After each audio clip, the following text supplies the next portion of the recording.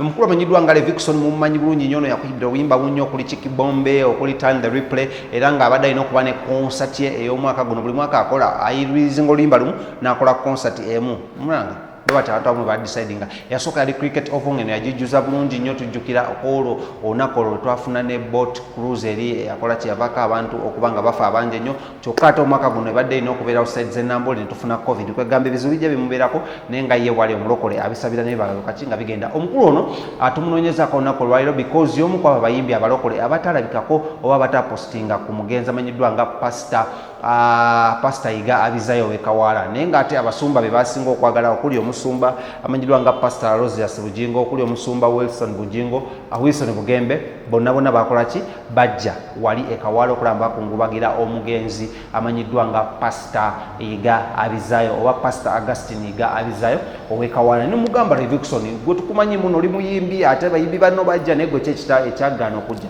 n'atuddamu n'agamba munange nali bize muno naye njagala okujja naye obudde ne bumbula ebigambo azemu bingi ne mugamba ne Levikson nekyala obadde mbayimbi bano for a very long time you gospel artist ate gwe omu kwa abayimbi abakyala bayagala nnyo when are you coming out okutulaga mukyalawo onambeemu ow'empeta oba mukyalawo gw'olonze mmanyi n'agamba muganda wange olaba Pastor Wilson Bugembe tannatulaga mukazi ate olonze ani okwetumiikiriza ninda mukulu wange pastor wange ate menta wange amanyiddwa nga Wilson Bugembe asooka tulaga omukazi banamala tulaga omukazi nange then ndyoke nzije ate mbalage omukyala ne mugamba naye ate lwaki tolabira ku Daddy Andre because Daddy Andre y'omu kwa abaproducer b'okoze nabo closely for coming out to 3-4 years nga bakolera ennyimba ennungi lwaki tokola at least naye wekitegedde n'angamba tolaba luli twawerekera Daddy Andre ekireka mu maka g'abankunda Rose ne tumwerekera n'ajjayo omukyala era omukyala ne bamuwa era omukyala katuuyo ali lubuto by the mina Rose twagala okutumirako ennyo olubuto Lawrence angambye alabyeko lutandisa okuba nga lukola ki nga lulagira ddala nti no lwabalongo so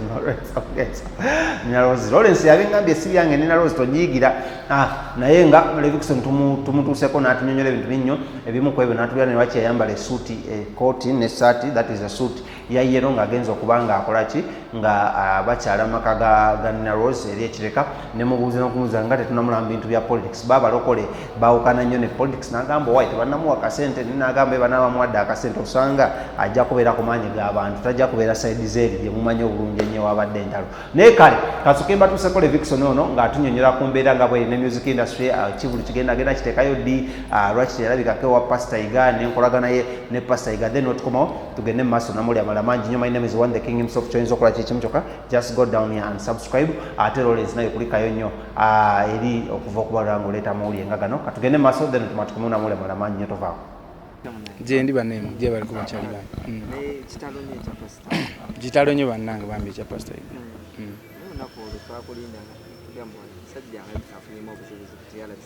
ndi abambira era ndowooza era n'abannamawulire abagezaako like to reach me to talk about it nali sisobola nali mulwadde but kitalo nnyo kitalo ddala ky'omutuuze wa Uganda omusanyusa omwagazi w'abangi because bambi abantu bangi nnyo babaddeyo so tusaba Mukama Katonda amulamuze kisa ate n'abasigadde era abakuume era bategeere Katonda batambulire mu kutegeera bwengo omuyimbi omunene mu gospel ddala eyeekuusa ku church ensonga z'abapasito okubanga bavayo ne balwanagana ozoogerako ki ekituufu kiri nti kunze kyandibanga tekisoundinga nga kipya because ne bajjajjaffe ba Pawulo mu myaka gyabwe balwananga kitegeera naye only that nti ate okulwana kwaffe kuno kwanjawulo nnyo essaawa eno nti waliwo social media namuwe muli kitu mukikwata olumu ne mukibawanga bwe kiri olumu ne mukitemamu ne mukimaking okubeera nga kifaanananga mu mukyagala kitegeera naye nga kibi nnyo Bible etugamba we are one body we have to love one another ezimu ku greatest commandments eziri mu Bible so nze ndaba nga kyekintu I can't judge anybody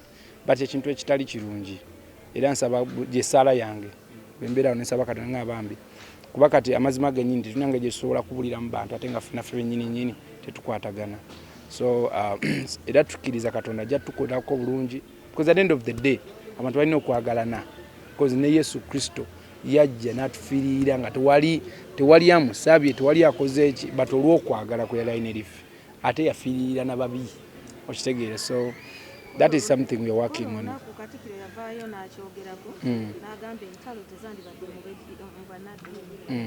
Bw'olaba yagwa side emu.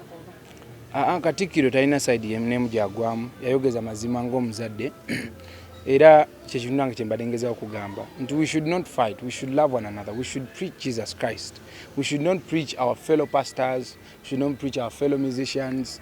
The main mission lwaki tuli ku nsi eno kubuulira njiri bantu kutegeera ku Kristo, okitegeera kati ebyafaayo by'omuntu omulala it does not mean anything to someone's life. Mulimu abantu abavaayo abasumba mulimu abasumba abavaayo nga bo tebakkiriza mu Yesu Kristo. Nga abasumba tebakkiriza mu Yesu Kristo? Yes. Abo sibamanyi. Ne bawaayo ensonga zaabwe kuba nti abasumba balwana. Ate nga musumba ate nga takkiriza mu Yesu Kristo. Yes. I can't contribute about that. It is something I don't even understand. Why would someone be a pastor ate nga tosobola kukola ki nga tokkiriza mu Yesu Kristo? Kuba Yesu Kristo ye musumba waffe, okitegeera. So ekyo sikitegeera. Pastor Yiga nze okusookera ddala njagala nnyo show yenze eno. Omanyi nze ni muntu nnyo ayagala okwagala nnyo comedy nnyo. Katwaliwo programu y'ekyo gye bayita kyolifatwerabidde. Yali yakabi nnyo, waliwo akantu akanyumira nnyo. Muwala yajja n'agamba pastor nze omukola ki nze omumerikawo, okitegeera kansesa nnyo mbeera ne brother wange nga tubula nga tuseka. So ekyo kyekintu nze nga nze mbadde mufunamu entertainment eyo.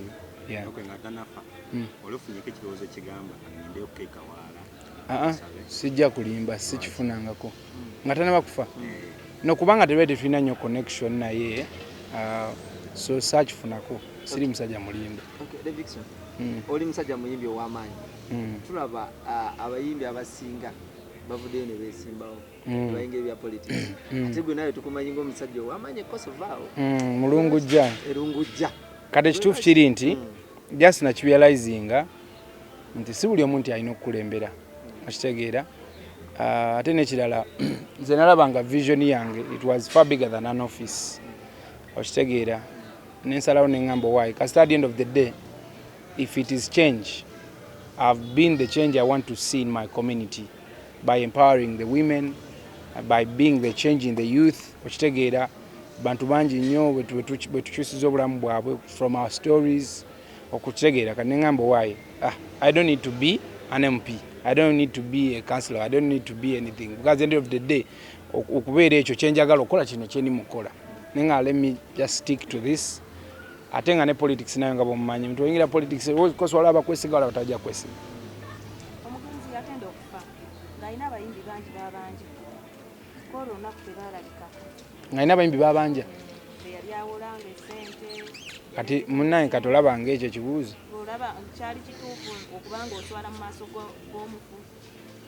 Sikitegedde ekibuuzo ekyo. Yagenda okufa ng'alina abantu bangi nnyo babanja. Kyo sinange gye nkikontributinga kuba nali simanyi abayimbi. Ng'alina abayimbi babanja kyokka n'okuswala baswala batya okujja awali mayiti. Olaba kyali kituufu oba bandibadde bajjawaako ensonyi ne bagamba kabatuukewo. Ekyo sigenda kikontributingako ekintu kyonna kubanga simanyi oba alina gwe yali abanja oba nga nginako obukakafu.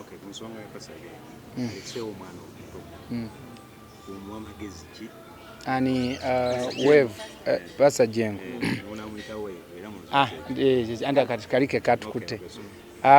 Pastor Jengo kyensobola omugamba is a very lucky man that in such a time abantu bavuddeyo okuyimirira naye.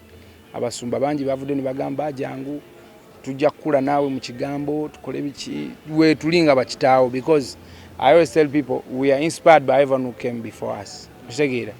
Kati nganze me am inspired by everyone who came before me. Mpuliriza nnyo abantu abansookawo. Kati kirungi abantu abawaddeyo kuyamba Pastor Jengo basajja basumba bamaze mu busumba for a long time. So I think he's lucky and he needs to work with them and see how we can move on with the ministry. Okay, nga tumaliriza. Ensangi zino mu kaseera kana tulaba basireebo bavaayo ne banjula naye banjulira mu nkukutu. Tulabye Daddy Andre, tulabye ne Simo n'abalala. So tatagotulaga dio mukozi. Njamu balaga very soon. kama kasitamu mpa bwati era nja bayita ngambye kasitamu mpa bwati sisobola balekayo nange mmanja ko mukyala wange sine mutegeera yeah Okay, thank you. Thank you.